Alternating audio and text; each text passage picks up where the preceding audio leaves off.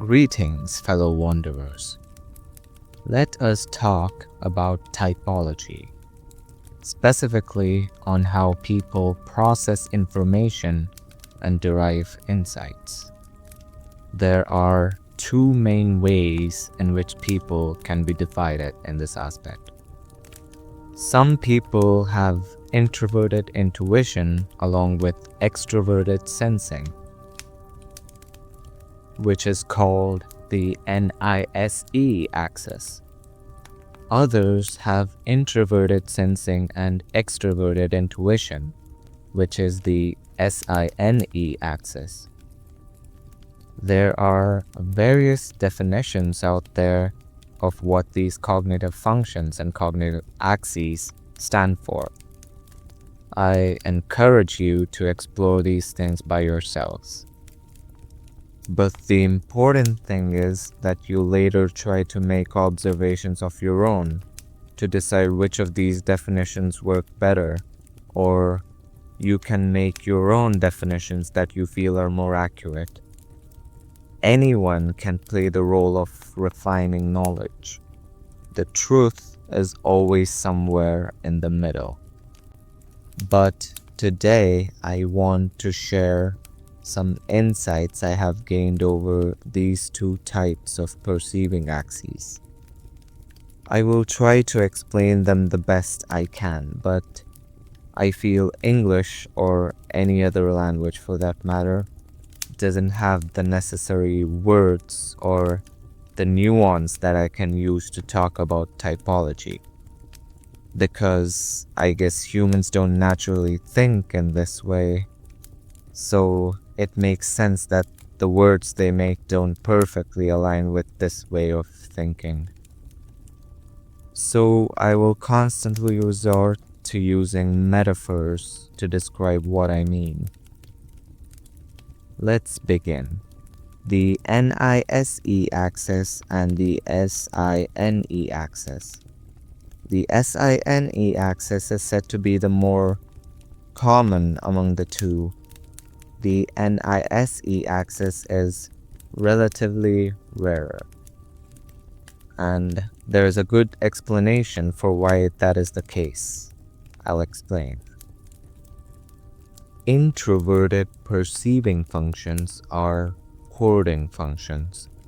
They work by taking in data and distilling them into singular deep experiences. These experiences can also be interpreted as insights. They are great at identifying patterns because they stack experiences together to form cores of information which reveal patterns when observed. Extroverted perceiving functions are exploring functions.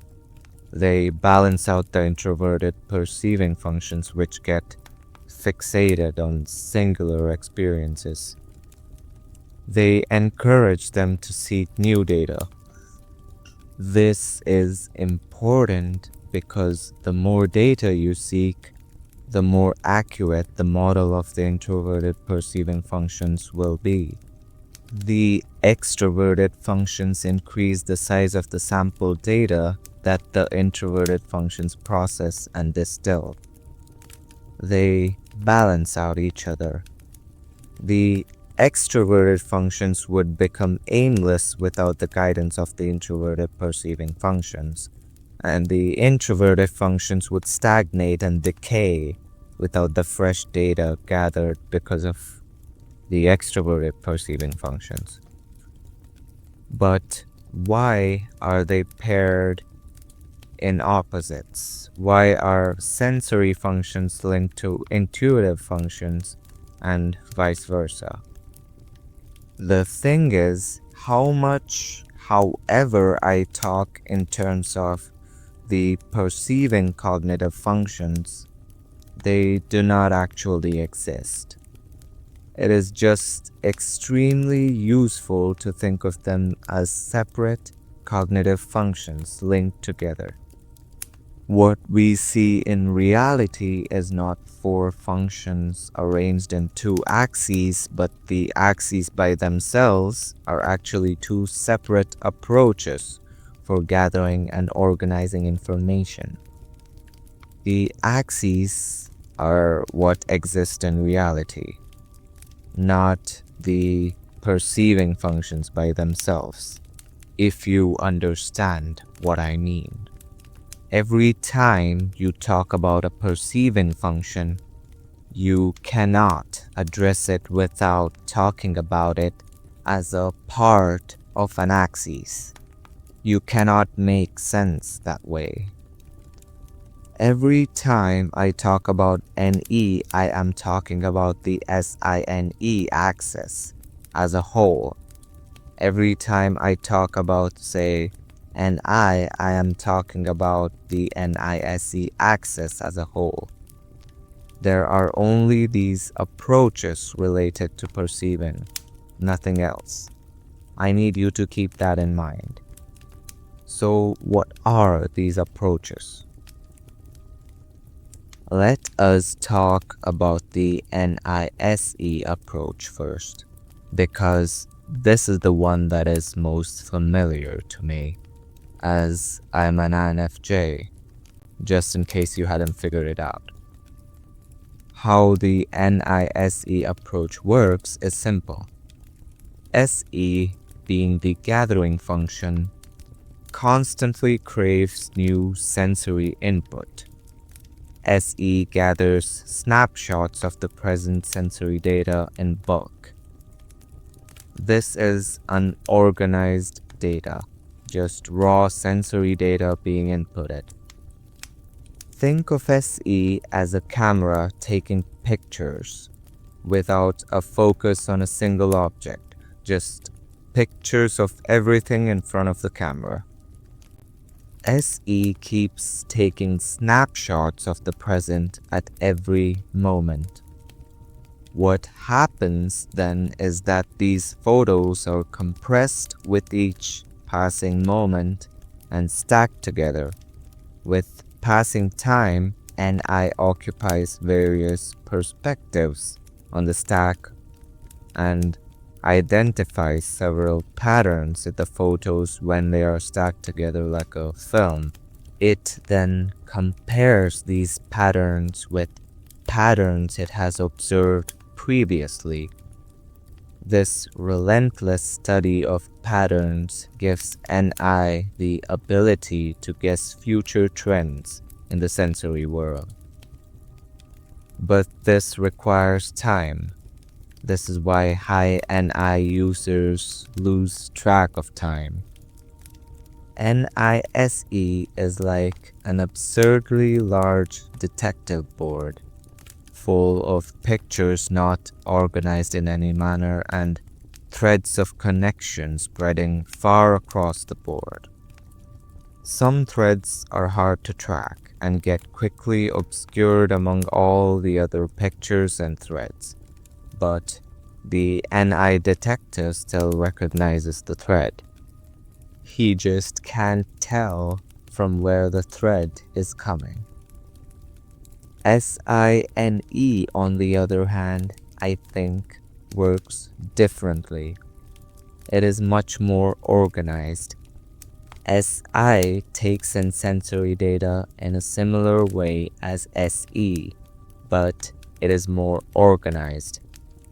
SI doesn't spend time trying to derive patterns from the sensory data like NI. It just slices up the sensory images into tiny, processable yet detailed bits, labels them and stores them.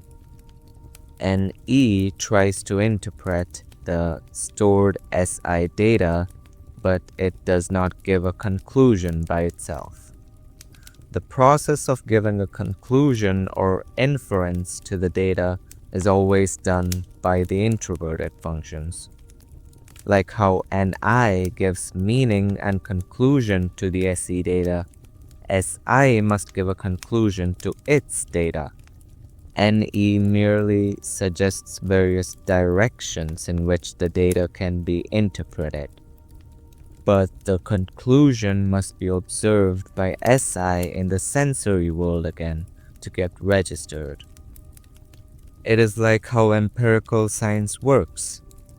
NE generates a large number of theories and then tests are run in the real physical world and the SI test result is recorded.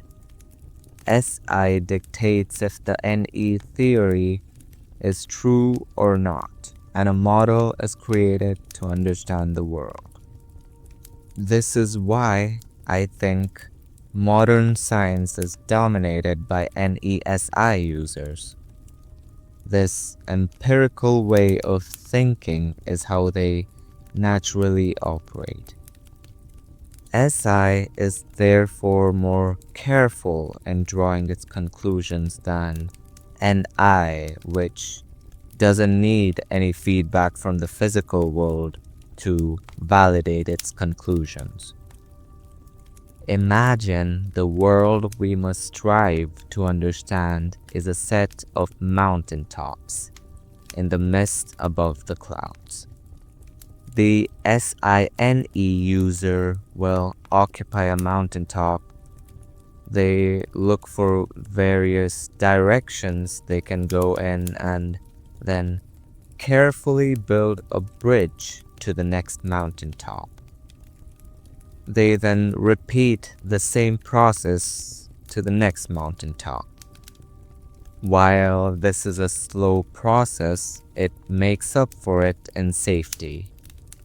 The SINE user has made a retraceable path to travel that anybody can use to navigate through the mountains.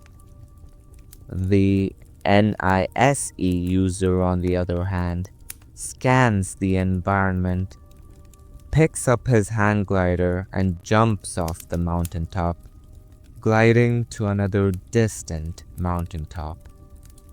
Although the NISE user has discovered a much larger distance than the SINE user, the path he has traveled through is not so easily traceable by others. He has discovered a mountaintop far beyond where anyone has ever gone. He can call out to the others to reach his mountain if he thinks that mountain is worth exploring or settling on. But it can be hard or might take quite some time till the others can reach the mountain. The SINE user might have to build a framework or a bridge to the NISE user's mountain so that everyone can get there. With just his hang glider, even the NISE user himself might struggle to trace his own path again if he tried. In this way, NISE is a much more secure way of navigating the world. NISE users can make great discoveries and predictions far beyond their time, but there's always the chance that things go terribly wrong and they crash somewhere in the mountainside. This is why it makes more sense that most of the species use the more conventional SINE approach by nature. It increases the stability of the functioning of the species. NISE users are like the random mutation that occurs in an otherwise highly predictable DNA sequence. The mutation will cause great change in the species, which will either cause it to fail miserably or it can give the species such an advantage that it becomes much more successful than any others in its ecosystem. SINE provides the necessary structure to the human society, like DNA.